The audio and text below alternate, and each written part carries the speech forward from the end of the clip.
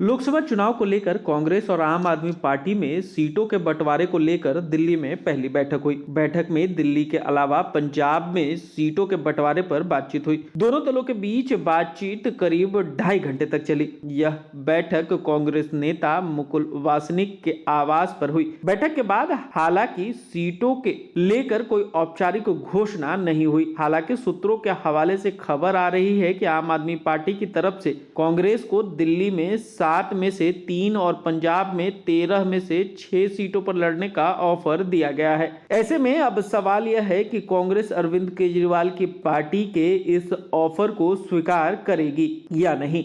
सूत्रों के अनुसार आपने दिल्ली की 7 लोकसभा सीटों में से 3 कांग्रेस को देने की इच्छा व्यक्त की है। इसके पीछे की सोच है कि आपको गुजरात में 1, हरियाणा में 3 और गोवा में 1 लोकसभा सीट की दरकार है। यह भी समझा जाता है कि आपने पंजाब में कांग्रेस को 13 में से 6 सीटों की पेशकश की है। कांग्रेस ने लोकसभा चुनाव 2019 में 7 सीटों पर जीत हासिल की थी। पंजाब एक ऐसा राज्य है जहां कांग्रेस नेताओं ने लोकसभा चुनाव में आपके साथ गठबंधन करने के विचार पर कड़ा विरोध किया है। आपकी प्रारंभिक पेशकश को स्वीकार करने के पहले कुछ चीजों पर कांग्रेस विचार करेगी। यह ऑफर पर कांग्रेस मुख्यालय और राज्यों की यूनिट आंतरिक रूप से चर्चा करेगी। हालांकि समझा जाता है कि कांग्रेस ने दिल्ली में पूर्वी दिल्ली, उत्तर पूर्व और चांदनी चौक सीटों पर चुनाव लड़ने की इच्छा व्यक्त की है। कांग्रेस के राष्ट्रीय गठबंधन समिति के संयोजक मुकुल वासनिक, राजस्थान के पूर्व सीएम अशोक गहलोत और वरिष्ठ कांग्रेस नेता सलमान खुर्शीद, मोहन प्रकाश और दिल्ली पीसीसी प्रमुख अरविंद सिंह लवली के अलावा आप नेता संदीप पाठक, दिल्ली की मंत्री आतिशी और सौरभ